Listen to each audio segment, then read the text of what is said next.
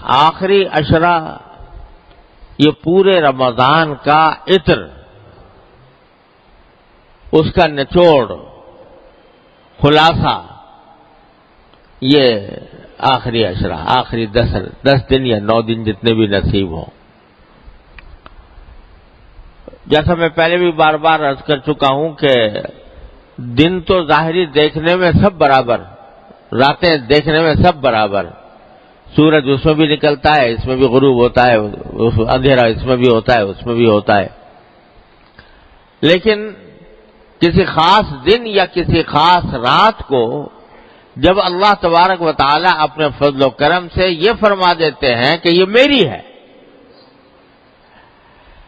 یہ میری ہے، میرے رحمت کی ہے، میرے انعامات کی ہے، تو وہ رات اور وہ دن دوسرے دنوں اور راتوں پر سبقت لے کر خدا جانے کہاں سے کہاں پہنچ جاتے ہیں. تو یہ 10 دن جو آنے والے ہیں اور خاص طور سے اس کی 10 راتیں، یہ پورے رمضان کا عطر ہیں. اور اگر بالفرض ہم نے 18-19 دن جو ہیں، 20 دن وہ غفلتوں میں گزارے ہوں، اور فرض کرو کہ رمضان کی ساعتوں سے جو فائدہ اٹھانا چاہیے تھا وہ اٹھا نہ پائے ہوں، تو اللہ تعالیٰ نے یہ 10 دن دے رکھے ہیں کہ چلو اگر اب تک کچھ نہیں کیا تو ان 10 دنوں کے اندر میرے پاس آ جاؤ، ان 10 راتوں میں میرا قرب حاصل کر لو. اللہ تبارک و تعالیٰ نے یہ 10 دن بڑے عجیب رکھے ہیں. اور بعض روایتوں کے اندر آتا ہے کہ یہ 10واں حصہ جو ہے رمضان کا، یہ عتق من النیران، آگ سے آزادی کا پروانہ لے کر آتا ہے. یہ اگر کوئی مومن ایمان اور عمل صالح کے ساتھ اس عشرے کو گزارے، تو اللہ تبارک و تعالیٰ اپنے فضل و کرم سے ہمیں توفیق عطا فرما دے کہ اس عشرے سے صحیح فائدہ اٹھانے کی توفیق ہو اللہ تعالیٰ کی طرف سے، اور اس کی برکتوں اور رحمتوں سے صحیح معنی میں مستفید ہونے کا اللہ تبارک و تعالیٰ موقع عطا فرما دے. کس طرح مستفید ہو آخری عشرے سے؟ سب سے پہلی بات تو یہ ہے کہ اسی عشرے کے اندر وہ رات آنے والی ہے، شب قدر، لیلۃ القدر، جس کے بارے میں اللہ تعالی نے پوری سورت نازل فرمائی کہ ہم نے یہ قرآن لیلۃ القدر میں اتارا، اور تمہیں کیا پتا کہ لیلۃ القدر کیا چیز ہے؟ یہ ہمارا اللہ تعالیٰ تبارک و تعالیٰ فرما رہا ہے، تم کیا جانو لیلۃ القدر کیا چیز ہے؟ اور تمہاری محدود عقل اور سمجھ کے مطابق ہم اتنا کہہ دیتے ہیں کہ یہ رات 1000 مہینوں سے زیادہ بہتر ہے.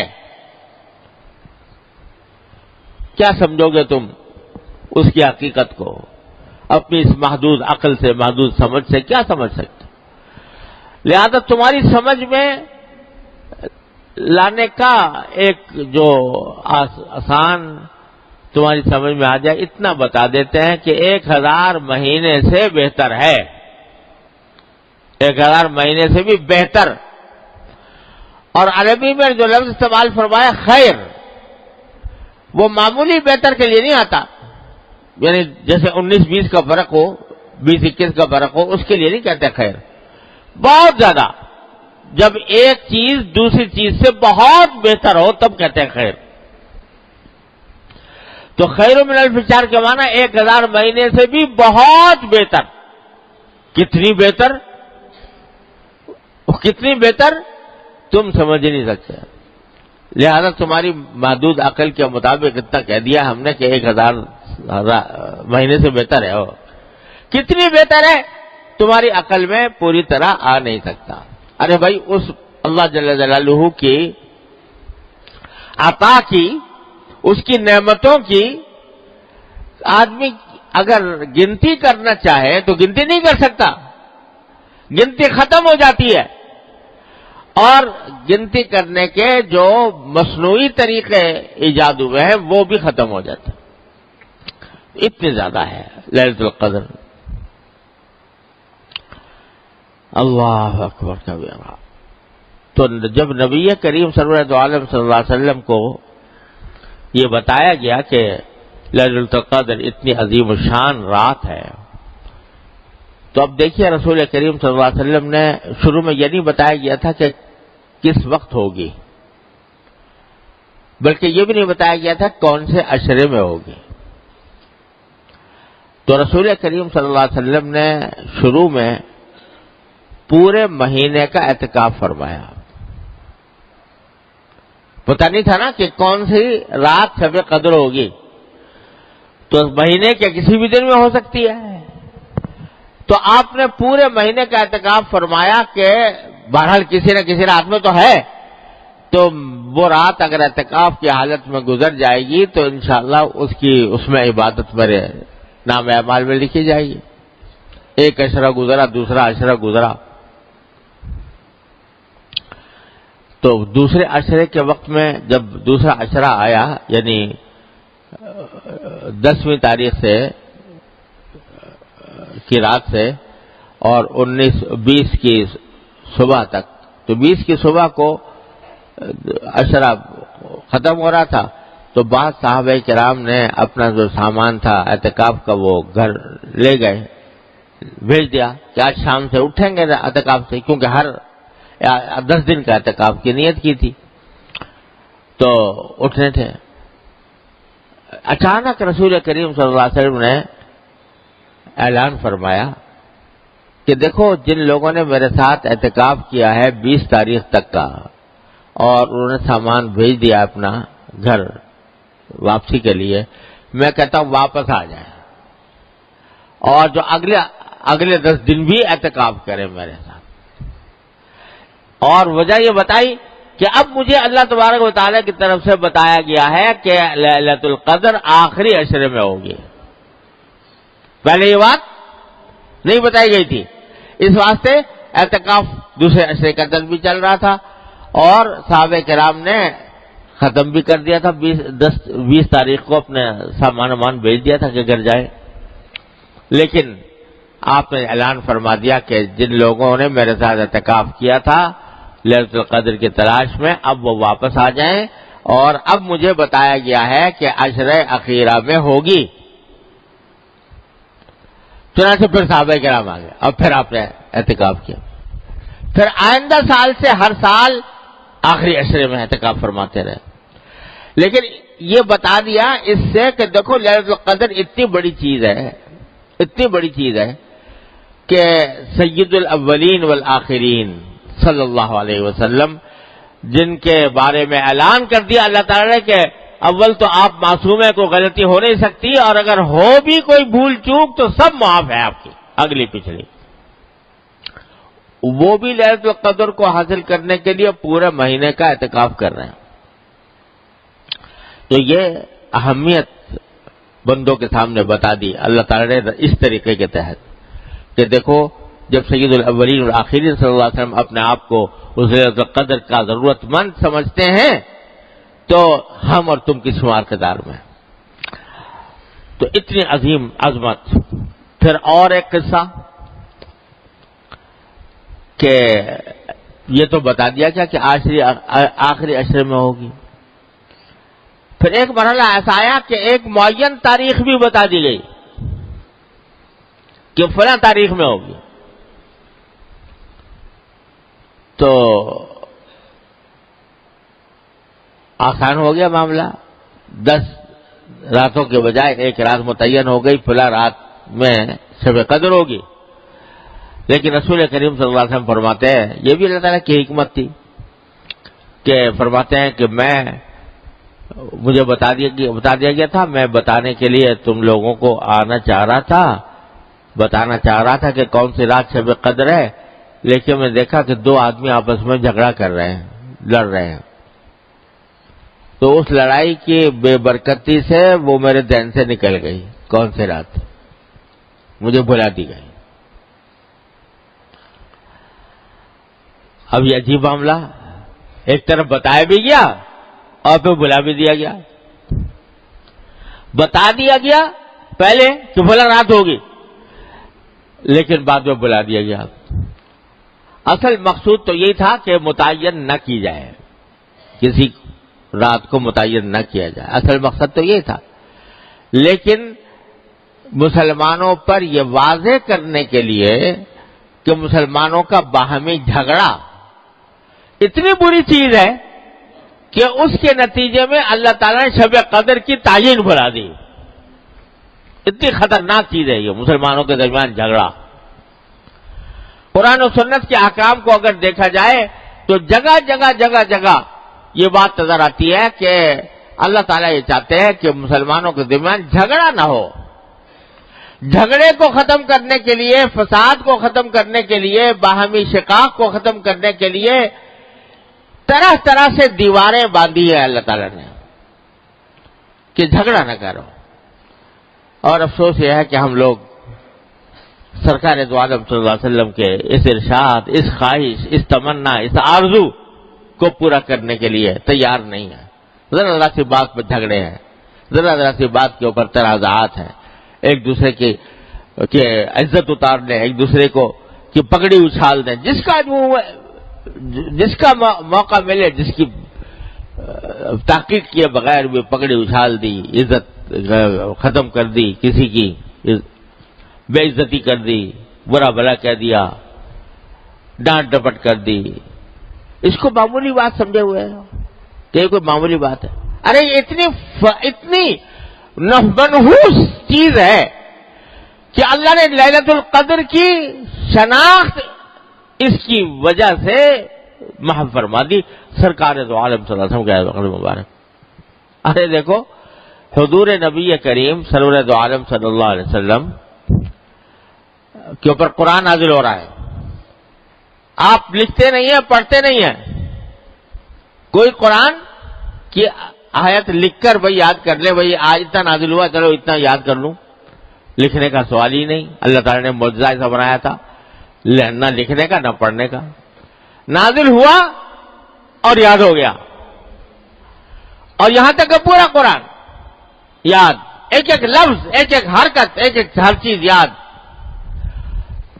اس میں تو حافظے کا یہ عالم اللہ تعالیٰ کی طرف سے عطا، اور لیلۃ القدر بھائی فلاں رات میں ہوگی، اتنی سی بات، سمجھے، اتنی سی بات، اور بھلا دی، اللہ تعالیٰ نے بلا دی۔ کیا دکھایا کہ ارے نہ تمہارے حافظے میں کچھ رکھا ہے، نہ تمہاری صلاحیت میں کچھ رکھا ہے، جب تک ہم چاہتے ہیں یاد رہتا ہے تمہیں، جب ہم چاہتے ہیں بھول جاتے ہو۔ البتہ حکمت یہ رکھی کہ بھائی چلو عشرہ اخیرہ میں تلاش کرو، یعنی ہے اسی میں آخری عشرے میں کسی نہ کسی رات۔ کیا مطلب کہ 10 راتیں جو ہیں ان میں تلاش کرو، اس میں کوشش کرو، عبادت کرو، اللہ تعالیٰ سے دعائیں مانگو تاکہ وہ مل جائے۔ اور پھر ہوا یہ کہ 10 راتوں میں بھی کون سی رات ہے، تو متعدد صحابہ کرام کو خواب میں بتایا گیا۔ ایک صحابی کو بتایا گیا کہ طاق راتوں میں ہے، کسی کو 25 بتایا گیا، کسی کو 27، کسی کو 23 وغیرہ۔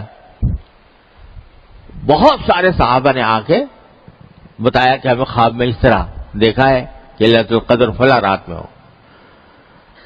تو رسول کریم صلی اللہ علیہ وسلم نے خطبہ دیا اور اس میں فرمایا کہ میں نے دیکھا ہے کہ صحابہ کرام کے خواب سب کے سب ایک بات پر متفق ہیں، وہ یہ کہ طاق راتوں میں ہے،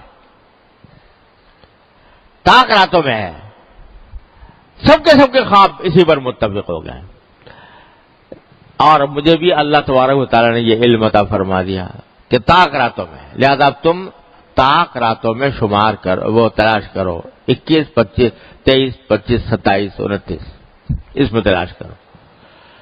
خواب کی وجہ سے نہیں، یاد رکھو خواب کوئی شریعت میں حجت نہیں ہوتا، خواب سے کوئی شرعی مسئلہ ثابت نہیں ہوتا، اور جو لوگ خوابوں کی کشف کی بنیاد پر کوئی فیصلے کرتے ہیں وہ دھوکہ دیتے ہیں، حقیقت میں اس کے اوپر کوئی حجت، کوئی شریعت کا فیصلہ دار و مدار اس کا خواب پر، کشف پر نہیں ہوا کرتا.